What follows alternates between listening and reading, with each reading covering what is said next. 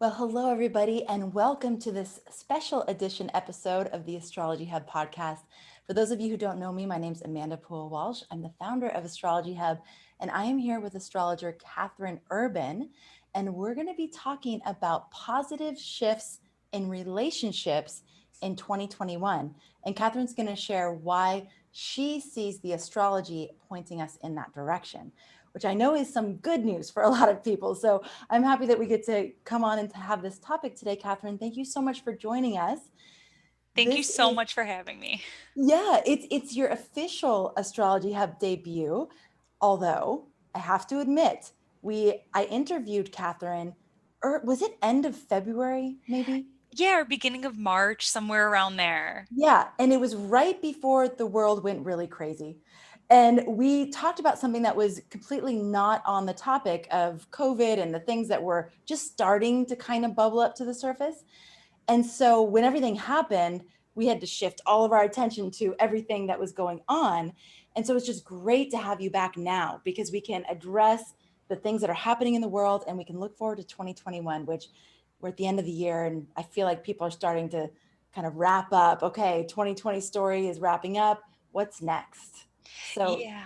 Yeah, yeah. Amanda, I'm so glad that I could come back to Astrology Hub on Mercury retrograde. I know that Mercury retrograde is perfect for bringing things back from the past, and I love that this is our second time and it's right on brand with Mercury retrograde. It really is. It's perfect. Catherine, since this is your first time in front of our audience, I would love to give you the opportunity to tell your story. How did you come to practice astrology, and especially the type of astrology that you practice today? Okay.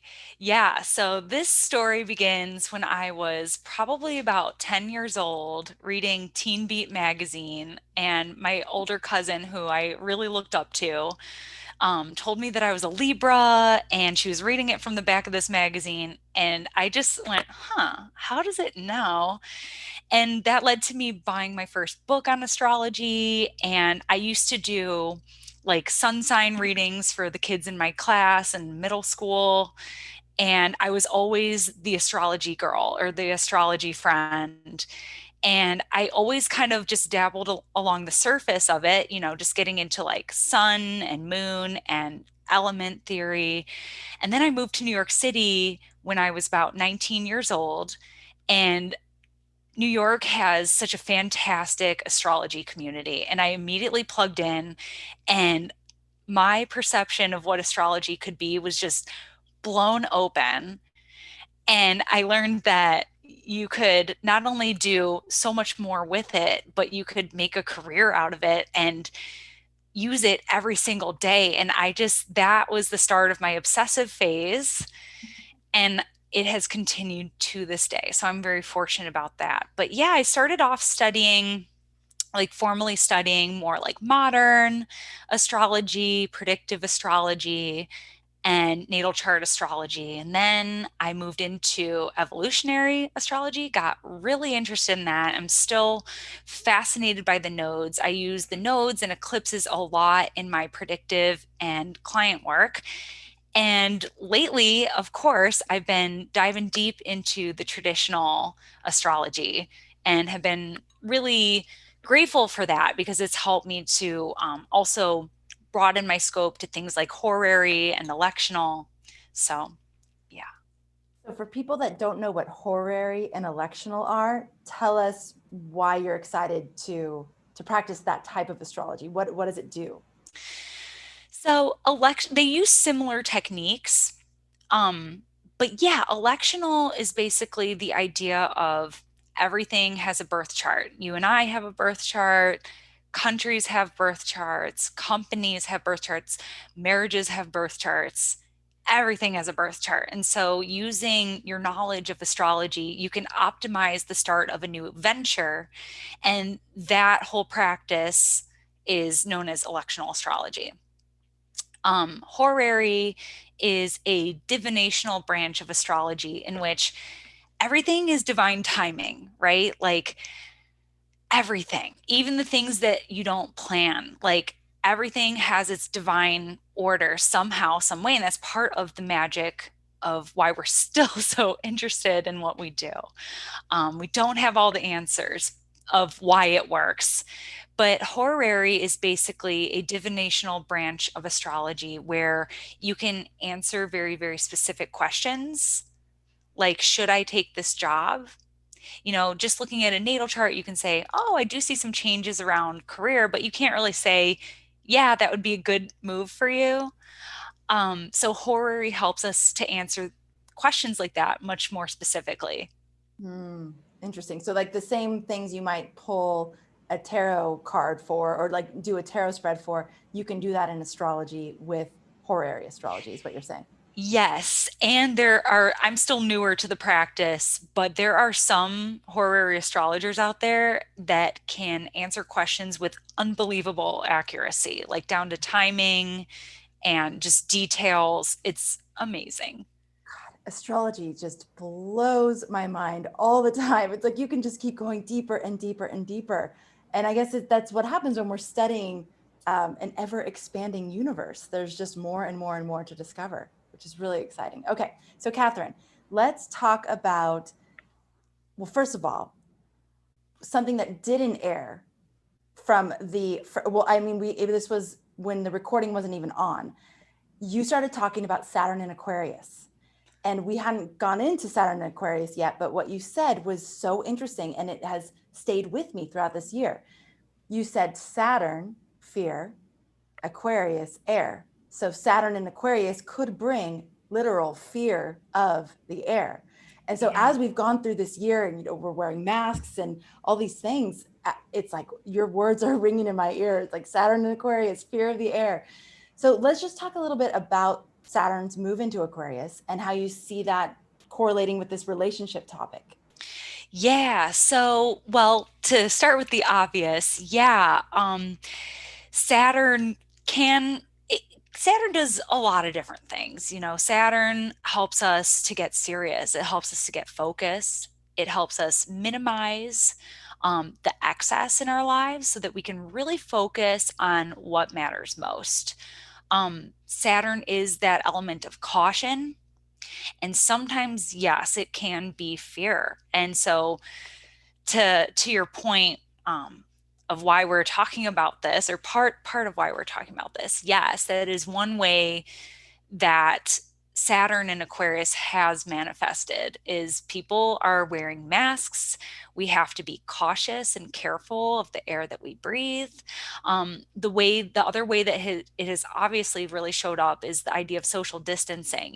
Saturn is boundaries, and Aquarius is a very, very social sign. So no doubt that is one manifestation of this. But as we were kind of talking before we started airing just now, I really do feel like Saturn ultimately wants us to grow, ultimately wants us to gain in our wisdom, gain in our experience.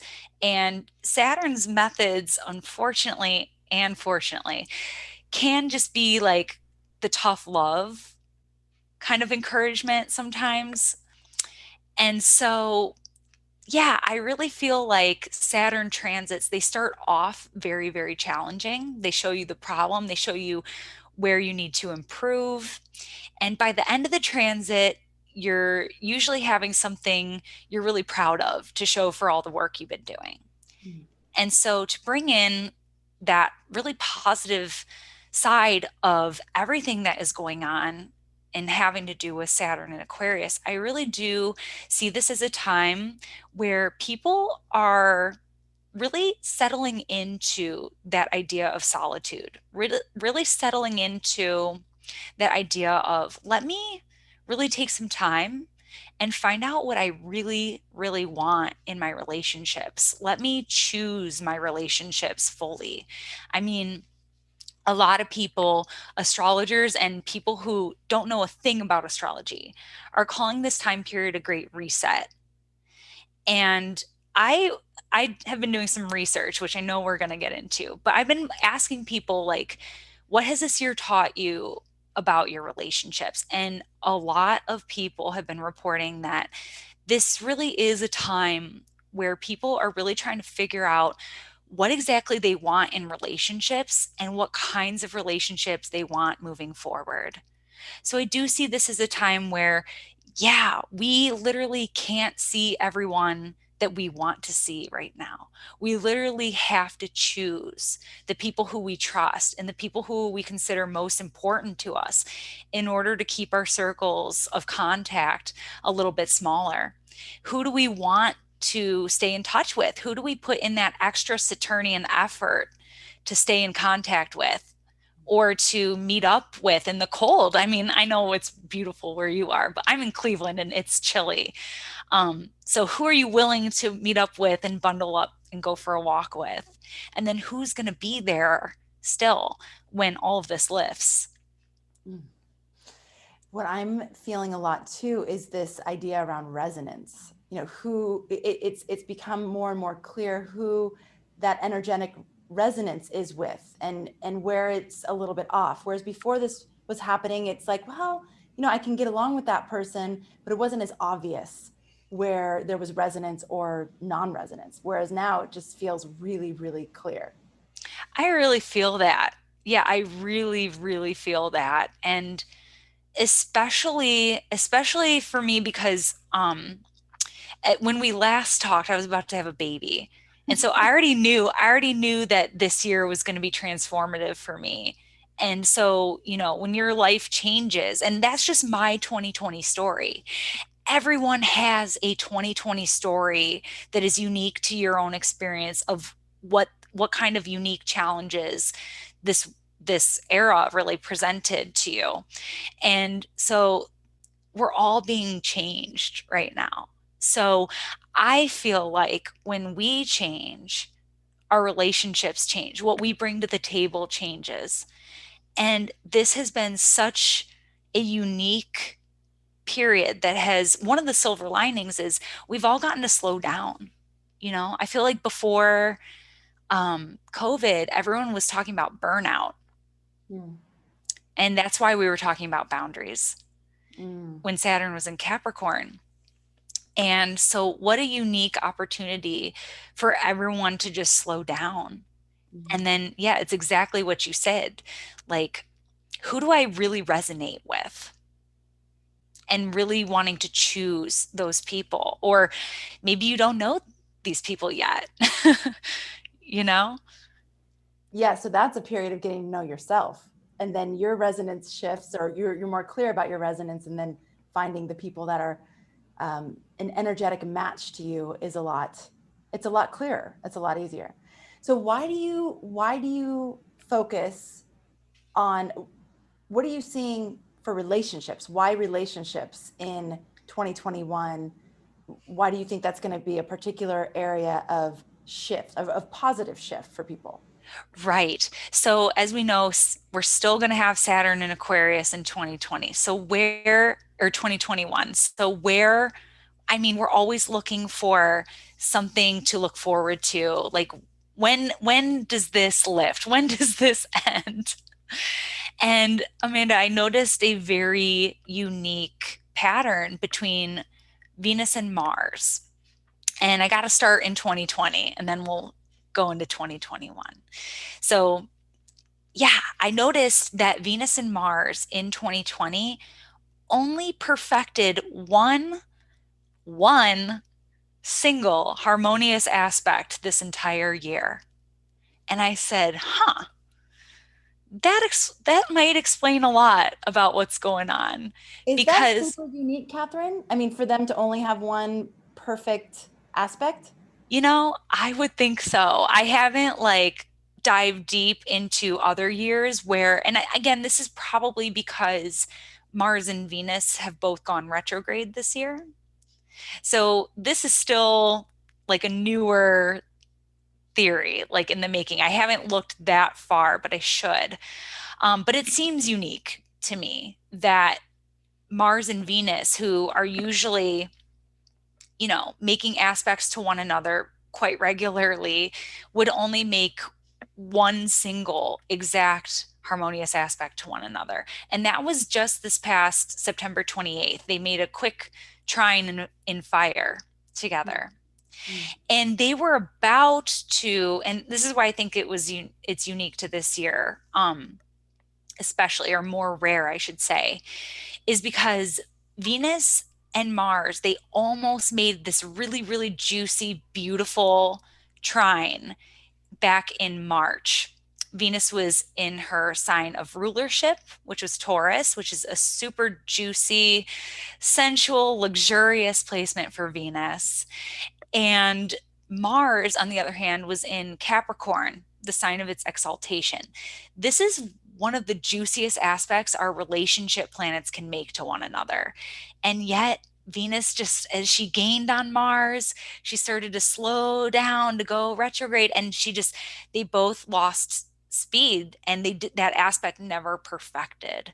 And Mm. so, to me, how I interpret that was like the missed connections, like how, a lot of, let's take single people for example. You meet someone, you get a connection, and then that connection is still so new. It felt like it was going somewhere, but then we all had to quarantine, Mm. and so it may have fizzled out a little bit. Mm. Or people, I've done readings for people where they are still right now in other countries, and they can't see each other because of travel restrictions. Mm. And so there's just so many factors at play here, so many realities that have put a strain on people's relationships. Um, you know, and we've gotten a lot of positive things too this year, but we can't ignore that a lot of people have experienced that. And so Mars and Venus, they have made 3 squares already to one another this year. So we know squares are challenging.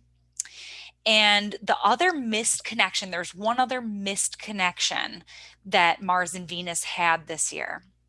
And this time, Venus is in Gemini, and she's just stationed direct. Her retrograde is over, and she's looking at Mars in Aries, and she's gaining, or you think that they're gonna connect, and then Mars slows down and starts to slow down in preparation for its retrograde. And so that was another missed connection Mm. back in July that they had.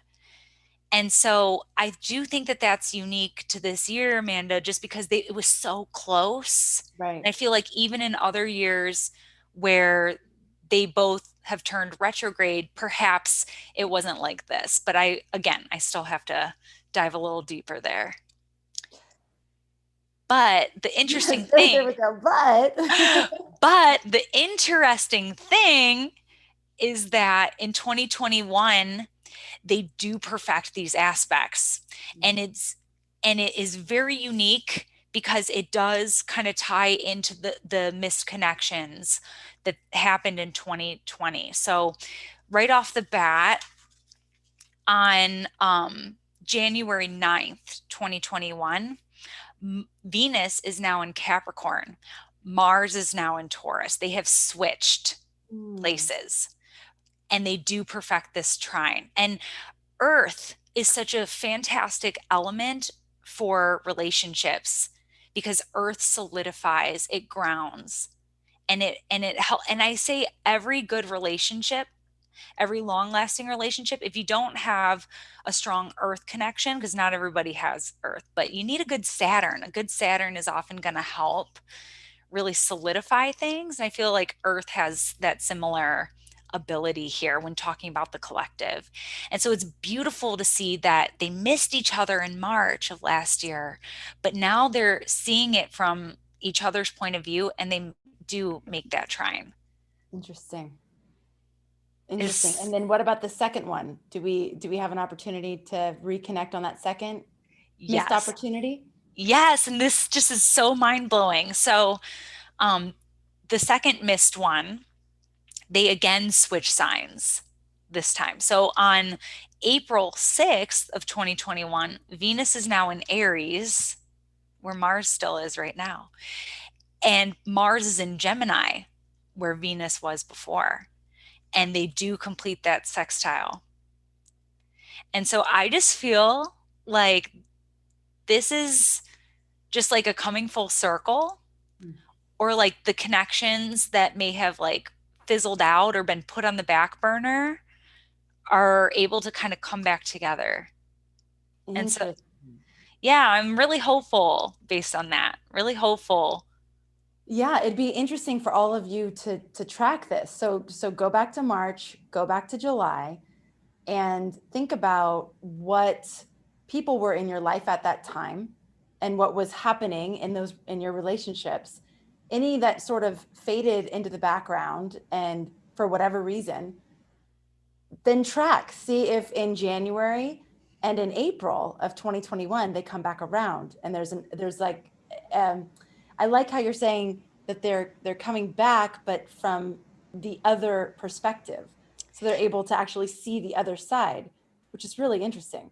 Yeah, that's the most unique part about it, because otherwise it would just be a regular trine or regular sextile. But the fact that they had these misconnections, and then these are the next two harmonious aspects that they make. Like these aren't just random trines and sextiles. It's like they are like, oh, now we can get together. Now we can connect. Now we can meet up. And you know what? I see where you're coming from. Hmm. Wow, interesting. And would you say you mentioned the earth element? Would you say that they have a better chance for being longer lasting now that they come back around? Yes, in the sense that I think when we're talking about the earth element, we're talking about it's not like just like a chemistry connection. Earth is really grounded in like shared values, Hmm. and bringing in that element of like caution and wanting to choose people more intentionally and more fully. I do think that that first trine that they make in January does offer that for us.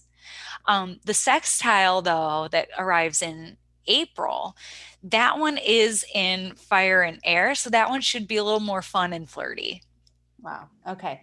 Now, can you tell us how Saturn in Aquarius will sort of color all of this in your perspective? Yeah. So I think that, I mean, that's the broader picture, right? Is Saturn in Aquarius and its effects on our social life and how we connect and how we gather in real life and online. And so I do think that January isn't too far away. So I would think that we're still going to be continuing in a similar vein here as far as social distancing goes. But I mean, I've talked to a lot of people, Amanda, about dating and how already it can be awkward to date, right? Like meeting someone for the first time, um, and like how, does that other person feel the same way as me? And you have this checklist, right? And now you have all these other things just added on that checklist. Like, does that person share the same values as me as far as like social distancing goes? And because that has been like a big factor in relationships this year is, are we on the same page? Right. Can I trust you? Can Right. I trust you? And so, yeah, I do think that we are going to continue to be a little bit more cautious. But since we're doing the work this year, I mean, we've had Venus and Mars retrograde, and we're in a Mercury retrograde right now. And those are big points of reassessment. And because one just kind of led right into the other, I think that this is a big reset for people. And especially when it comes to relationships. And I mean, Venus and Mars, it's not uncommon for them to share a retrograde like in the same year. But I think that in the broader context of what's going on with Saturn and Aquarius and COVID and everything else, it has had like a bigger impact for people to actually have the space to sit with the opportunities offered by these retrograde periods, because you don't always do the work, it's always voluntary Mm. to take the opportunities offered to us by retrogrades to slow down, reassess what we want, and to kind of alter and shift the ways that we're showing up in our relationships and what we want with Venus and Mars. Is what we want. And so I think that more people have had the space to do that kind of work.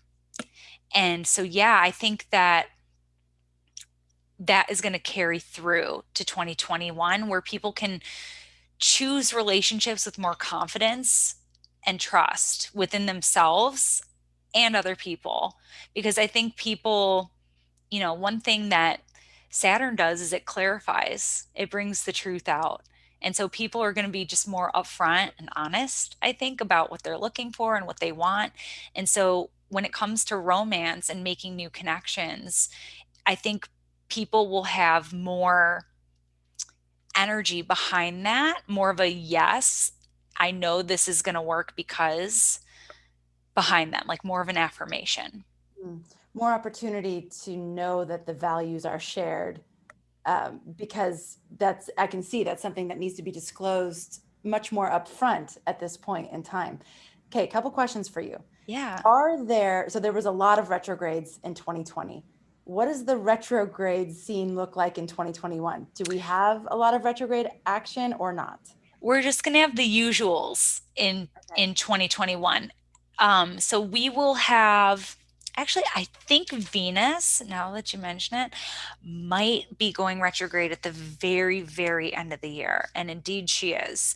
But for the most of 2021, it's just your standard, routine Mercury. retrogrades. You got Mercury, you got Jupiter, Saturn, and out. But Venus and Mars, for the most part, no. Venus will station retrograde in Capricorn at the end of 2021 in December. But for the most part, no, we're good. So it'll be more forward moving energy in relationships, less of the push and pull kind of thing. Yeah. Yeah, I do feel that. I think that those two harmonious aspects we get in the beginning of the year, and then after that they will form a conjunction in Leo, so that's kind of warm and invigorating and also safe because it's a fixed sign. So I do have hope for relationships in 2021, that it'll be a little bit more flow, and just everyone will just have more sense of clarity around what they want. Mm. Catherine, you mentioned that the beginning of a Saturn cycle can bring challenges, but the end of it brings a sense of like pride, like or accomplishment, because I learned something, I grew, and now I'm here. We're ending Saturn in Capricorn, right? Yeah. Very soon here, and we're Yep. going into Saturn in Aquarius. So we're essentially starting a new Saturn cycle, right? So are you seeing that there will be an opening experience of a new set of different type of challenges, or is it going to be more a continuation of the storyline we've been in? I think it's going to be kind of a continuation because we already started 20, so we already saw like a preview of Hmm. Saturn and Aquarius. Right. And I think that the themes associated with that have been so loud, you know, like we're still social distanced, even though, Well, and I mean, today, I mean, I was on with someone in Germany earlier this morning, and 2 hours before our call, she had just found out that they're on like full on lockdown again for the entire month of November. And then I was just seeing that France just did the same thing too. So it's almost like revisiting the exact kind of energy of what we were dealing with last time Saturn was in Aquarius. yeah, and the good news though, this time though, is that I think we're more prepared. Like, I think the initial shock of the lockdown, what I mean, it was so shocking. No one knew what was going on. No one knew what to expect. And for the most part, it's still kind of confusing. At least I feel like it's still kind of hard to understand what this is that we're dealing with to the full extent. Where did it come from? What's happening? Everyone wants to know, when is this ending? Mhm. But I think while we may not have all those answers, we do know what we need to do to keep our house stocked, how to kind of balance our need for social contact and how to do that in a way that feels safe for us. So that's what I can offer on that. I do also think, though, we haven't, I mean, Saturn only got up to about 2 degrees of Aquarius.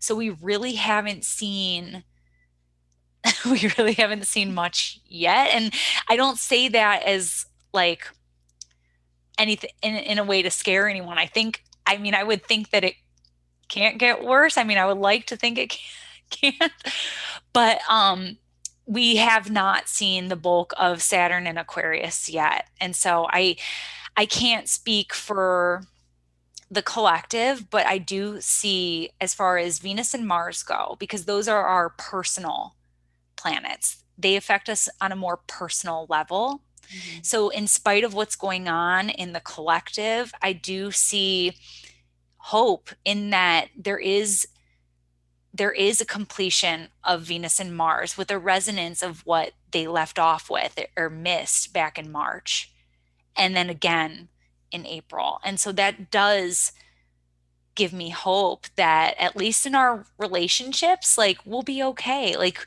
we're figuring out what we need personally to survive and to thrive in a COVID world.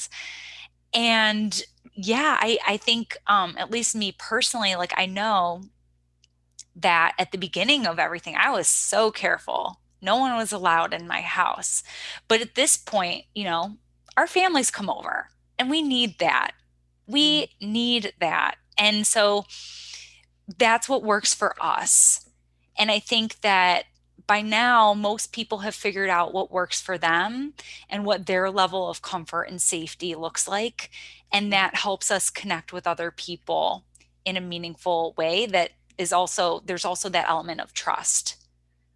Yes. Okay, Catherine, I had a question for you. Oh my gosh. Oh, yeah, it is what it is. What about people who actually ended relationships this last year? So there, I don't know where this stat came from, and it could be totally not true. But what I've heard is that there have been more divorces this year in 2020 than ever before, It, and the least amount of marriages, which makes sense if people are waiting for a time when they can actually do a wedding ceremony. It could be that factor, mhm. but I don't know if there's other things playing into that low marriage rate as well. But what about people who ended significant relationships in 2020? What would you say this Mars Venus action would mean for I, them? I'm so glad you asked about this, Amanda, because yes, that is another huge component of what 2020 has been offering us, especially in our relationships. So, yeah, the fact that Venus and Mars only made one harmonious aspect this year, it does speak to challenges in relationships that were already established. It 100% does.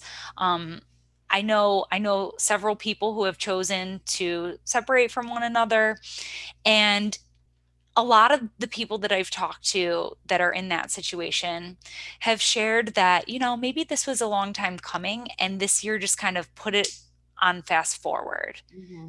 you know? And so it's that Saturn idea of clarifying, like making things crystal clear. And when you're so busy, that you're just getting by and you're okay with that. I think quarantine really put people face to face and said, hey, do we really want to do this? So, kind of in the same vein of really choosing one another and people not choosing one another Mm-hmm. consciously and just saying, this really isn't working. Um, and not, of course, it's not always consciously, but yeah, I mean, a lot of people have just made that decision this year for sure. Mhm. It goes back to the value thing you were saying before too. I remember so many times this year thinking with my partner, if he and I didn't see the situation similarly, if we had very divergent perspectives of what was going on, it would be really, really challenging to stay together because it was so big that being on the same page was such a gift, and it helped to fortify, like another Saturn word, right? It helped to fortify us. But I could also see how it would do the opposite if you were like, oh God, I see this entirely differently, and it's really hard for us to to manage this together, to work through this together, and to make decisions together about how to handle it all. A So yeah. 100%. Yeah. I mean, that was a big factor, I would say, in couples choosing whether to stay together or not, whether you've been together for a long time or or maybe it was a newer relationship at the time of lockdown.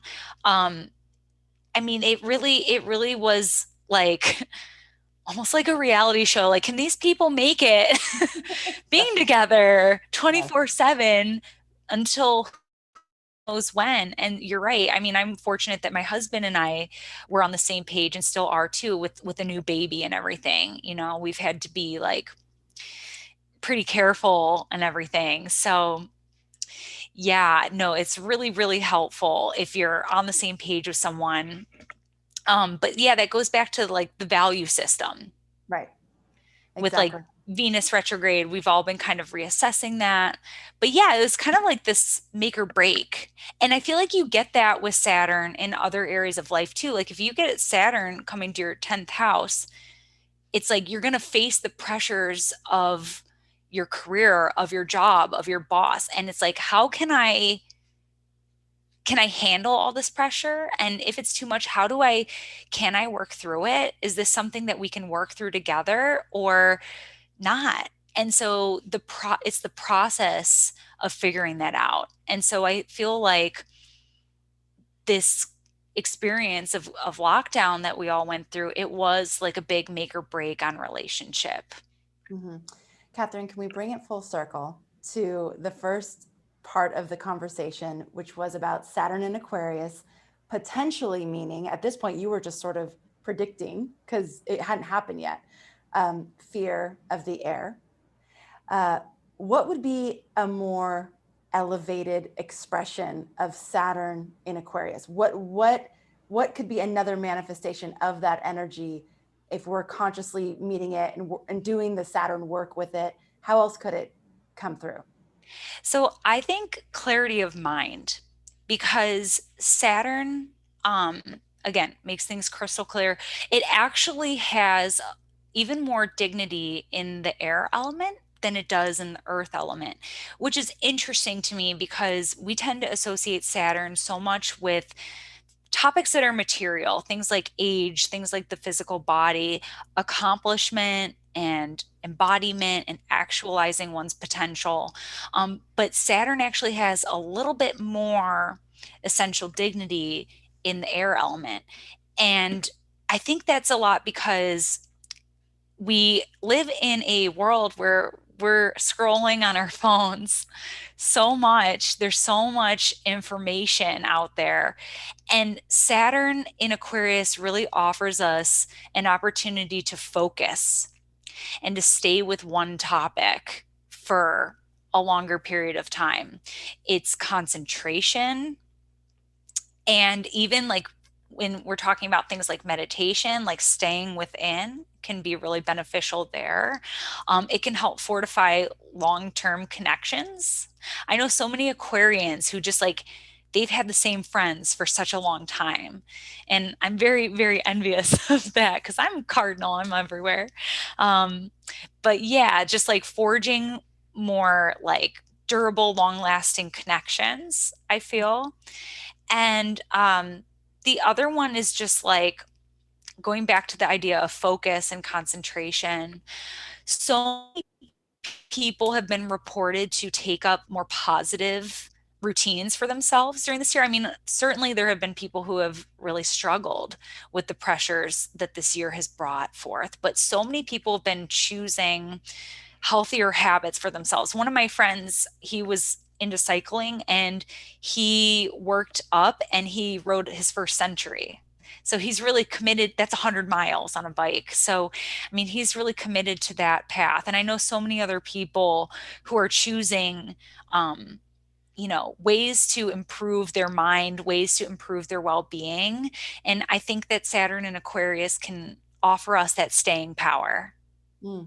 Yeah, one of the themes that we've been hitting on consistently over the year also comes to breath and the importance of breath and cultivating breath and seeing breath as our connection to ourselves, to source.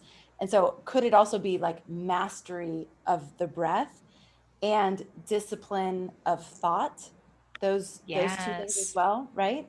100%. And I also think another thing that I'm really feeling this is The way that we use social media and the internet in a more conscious way. Mm. I'm just feeling that so big these days, Amanda, and I'm not sure what to do about it yet. But just how do I engage with people in a digital world more intentionally? And with integrity, right? Integrity with self and your own values. Yeah. That it is a really interesting and talk about juicy topic. I mean, which platforms do we engage with? How do people, people and the way that we treat each other online, and people a lot of times hide behind a screen, and it's just easier to say things to people than you would if you were looking face to face. So yeah, it brings a whole new realm of or a invitation for more consciousness around the way that we're engaging with people. So I can see that being something we explore this entire Saturn and Aquarius period. Yeah, and that brings up another point about, Saturn being the planet that invites us to mature. I mean, the internet is going through its Saturn return right now. And I think like it's still kind of a new toy. If you think about like the broader spectrum of like time that humans have walked this earth, like internet is brand new. Like we don't know how to use it yet. we're Right. still we're still figuring it out. So yeah, maybe that whole idea of maturation with the way that we engage digitally is Mm. part of what we're here to experience with Saturn and Aquarius. Mm. Interesting. Well, Catherine, is there anything that you would recommend to people who are now starting to look towards 2021 and question, okay, how do I prepare for this energy? How do I get ready for the energy? Are there any practices that I can do? What would you say to them? Yeah, I would say that, I mean, it's hard to slow down. I think we're just programmed to go, go, go, produce, produce, produce. I know I like to, but it's been just a beautiful practice to slow down and really kind of hone in on what do you want? What do you want as far as your relationships go?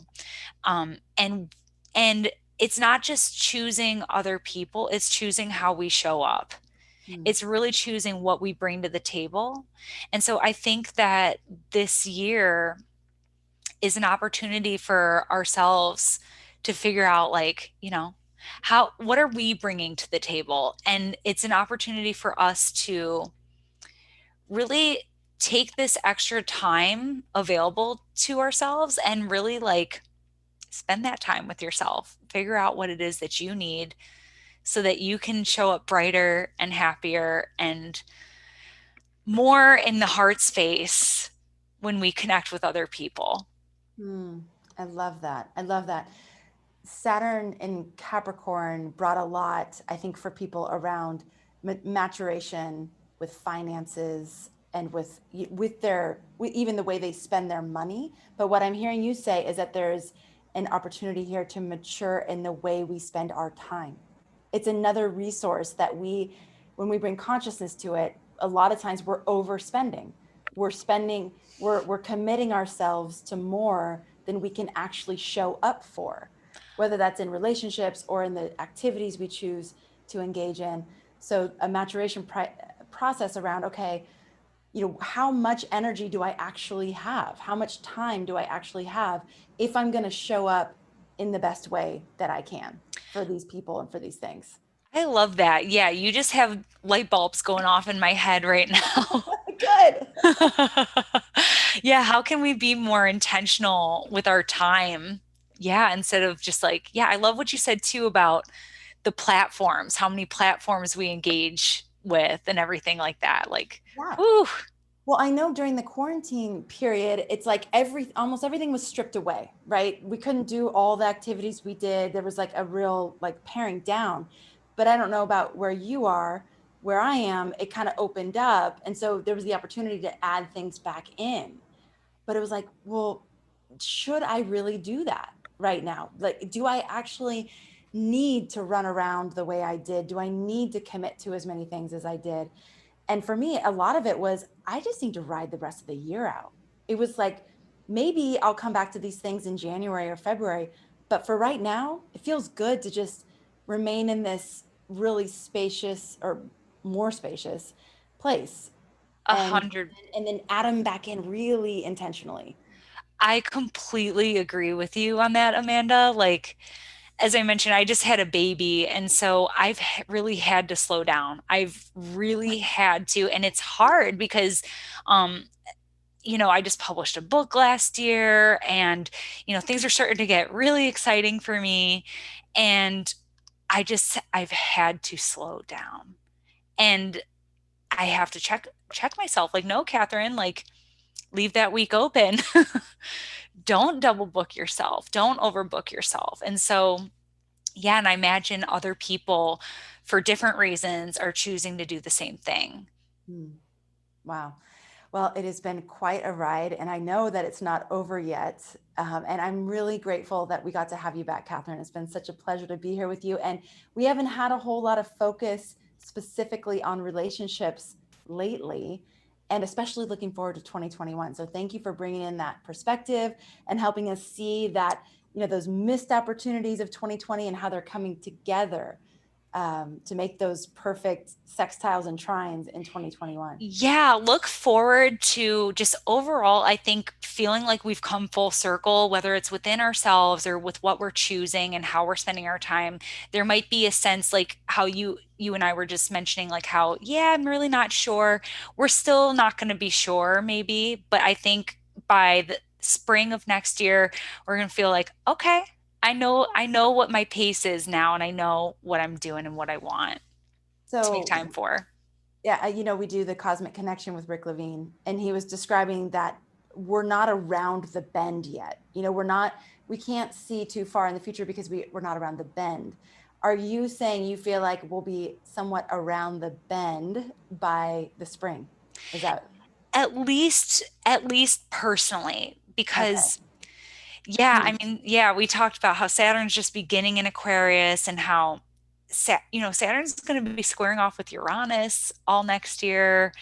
So, I mean, then Jupiter and Saturn conjunction in Aquarius. So, I mean, the world, I think, is still going to be a little chaotic. We're still honing in on that Pluto return here on the United States too. So I think in the collective, it's still going to be chaotic. But I think at least for us personally, 2020 was that opportunity to take a step back and really choose. And I think in the first half of the year, we're going to be gaining a lot more clarity on what it is that we're choosing, and when Hmm. we choose each other and when we choose how we spend our time. Hmm. Really nice. All right, Catherine, thank you so much for being here. Would love to hear from all of you if you had some of those missed opportunities in relationships in March and what did we say, March and July July. of this year. And then also, if you had endings, I think that's interesting too, to see that now you may be in a position to be more consciously choosing the people you want to spend time with as we move forward into 2021 and beyond. So, Catherine, it's been such a pleasure. Thank you for being here with us for your official Astrology Hub debut. Thank you, Amanda. Appreciate Round it. two, Mercury retrograde, round two. And thanks to all of you for being here. Thank you for being a part of our community. And as always, thank you for making astrology a part of your life. I'll catch you on the next episode.